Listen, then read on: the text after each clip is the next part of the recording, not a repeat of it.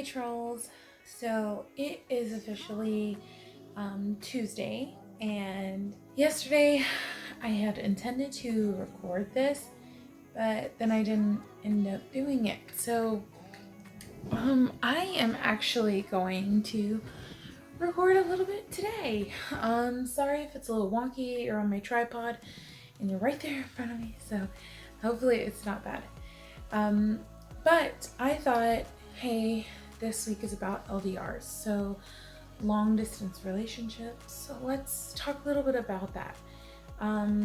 First of all, I have a list. So if I'm looking down, it's because I have a list of questions that I know I had, and I know other people had, I know family members had.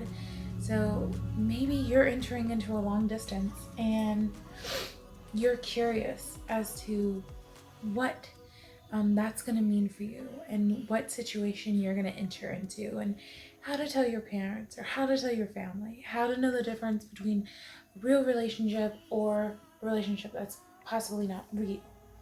So I have these things down, and I have had a few other people kind of tell me things that they were looking at, or things that they were curious about, or even Lyndon kind of gave his input. So it's kind of well-rounded answers, I think. Now I'm just talking about my situation and what it means for me to be in this relationship. It could even be different for Lyndon. Just because it's this way for me doesn't mean it's this way for him. So that is really important to keep in mind. I'm giving my side, and only really my side, with a few other people's input. So the very first thing we want to address is, what is a long distance relationship? So a long distance relationship is where a couple has entered into a commitment with each other, right? That they're not in the same city. Maybe they don't get to see each other, but once a year. Maybe they don't get to meet for the first 3 years of their relationship. It might also mean that they were a same city couple and they eventually had to part ways temporarily. This can be seen mainly with couples that are in the military, or couples that have two different jobs that vary on a big amount of their life. So it'd be like if I went to several different hair conferences and they were going to take me around the world, and I was going to be out of, whenever I'm eventually in Australia, I was going to be out of the country for a month, traveling, visiting, things like that. So how does a long distance relationship work? We're just going to call it an LDR. So how does it work? Well, communication is an absolute must. You have to learn to communicate someone that you might only see their face on a phone, you might only get to hear their voice, or you might only get to message them for that day and you don't get to see them. You have to explain if something sometimes is a joke, or if you're teasing someone, because it might not come off as that way. I know for me and Lyndon, it can be a really big deal because I sometimes don't read sarcasm, and I used to be really good at it. But as time has gone on and I've had a couple of mental things happen, it's been very hard for me to pick up on the key teasers or the key points of sarcasm. And for Lyndon, that's really hard because he's full of dad jokes, and it can be hard too because there's a lot of different cultural things too. So communication is key. Find your basics. Find what makes you and your partner work. So that is a huge part. I would say find time to be with each other, talk with each other for several times a day. Some couples don't. It's going to work differently for you. It's going to work differently for your partner. But I find that I need to talk with someone. that is a huge thing. I need to talk. I need to discuss things. I need to run things by Lyndon. I don't know. I'm that girl. I want to pass things on, and I want him to pass things on to me. So another thing is set a special time aside for both of you. You know, time together.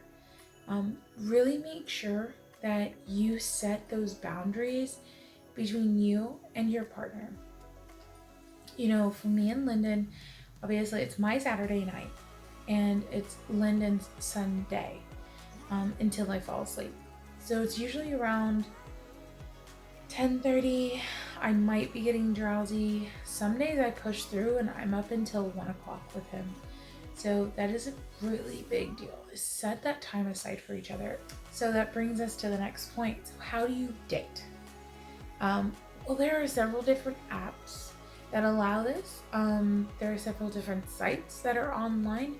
You can look up screen sharing. You can look up even, one thing that I came across that I'm really excited to try is virtual vacation. So that would be, we choose a destination in our head.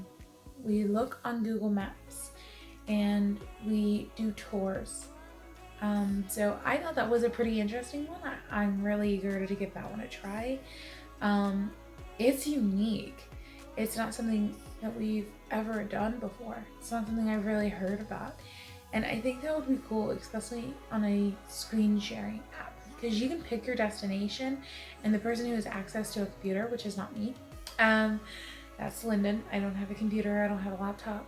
So he would find something for us. And then from there, we can go on a tour and we can talk about things. And you can even have like virtual wine tastings. Maybe you have your wine, your partner has theirs, and you'll just go through a tour of a vineyard. You know, you figure out things like that.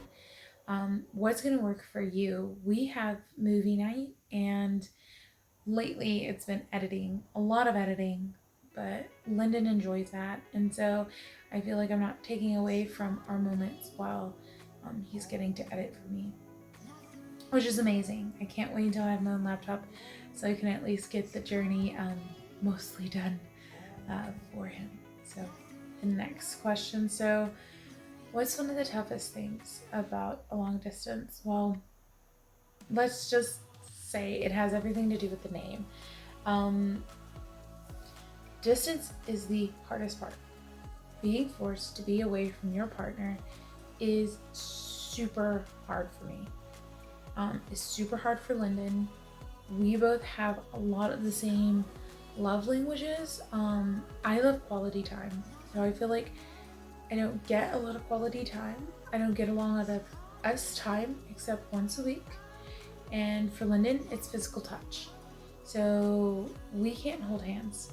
We can't give secret kisses, in a family gathering. We can't be in the same space. So it is very hard to give into both of our love languages and feed that so that it'll be filled in our in-between times. The times where we are actually in LDR and we are not a same city. So it is very important you and your partner discuss the boundaries. That's the hard part of a long distance, is knowing when the boundaries are being placed, knowing where they're being placed, and when that boundary can blur. It's very important that you discuss with your partner what that looks like for you. So what's the best or the easiest part? So for Lyndon, it's being able to have the bed at all periods of time. So he has the dogs, he has the fur babies, so he doesn't always get access to the bed, but I love it. I love being able to spread out all over the bed. I think being able to come to bed at any point, not worrying about coming to bed at a decent hour, is also another really awesome thing about being in a long distance on a teasing perspective. But I get teased all the time because I lay slanted. I lay diagonally on my bed. But something else that makes this very easy, and it makes it the best part, is you do get to learn to communicate with your partner. It is not easy to talk about the hard things, the easy things. Sometimes even getting to know your partner on a deep level is very hard, because you get to then discover parts of yourself that maybe you had hidden, that they get to help bring out. So it is very important and very positive about communication. Like I said, this is the number one thing. You have to do it, or you will not have a very successful relationship. To really narrow it down, this has been the best friendship I've ever had. Me and Lyndon were friends first. This partnership is very unique, and one day I'll go into our story. If, like I said, I have a Twitter, I have an Instagram. If you go to them, you'll get to see the before these vlogs started, and you'll get to learn quite a bit about our relationship. But the best part of this is that I'm doing this with someone I know who's going to be there. At the end of the day, we made a decision to be with each other, and we know it's going to be hard. And it is so good to know that I have someone who's going to be with me through the tough times and is going to teach me how to be loved and how to feel appreciated when I really didn't feel that way before. I've had some really bad previous experiences, and it made me closed off. It made me afraid, and it made me let people just use me the way they wanted. So, last question that I really want to bring up is, how do you tell your family? How did I tell my family? So firstly, I haven't told everybody in my family. Maybe they know now because of YouTube, but I didn't tell everyone. So you're gonna go at your own pace. You're gonna know your moment to tell whoever you're gonna tell. Now, with me, my mom, my two brothers, my aunt, my best friends, close friends, they know. So eventually I'll be telling my grandmother, my cousins, my uncle kind of knows already, and that's a whole nother story. But to me, the biggest thing was to reassure them that I know what I'm doing, and I'm an adult, and they were looking out for me, but you're gonna know your situation like I knew. So I told my mom over dinner. I told my older brother over a message, because we never see each other. And I told my younger brother when we were having a private kind of brother-sister moment. So yeah, that's my story. And as my mom says, that's my story, and I'm sticking to it. One day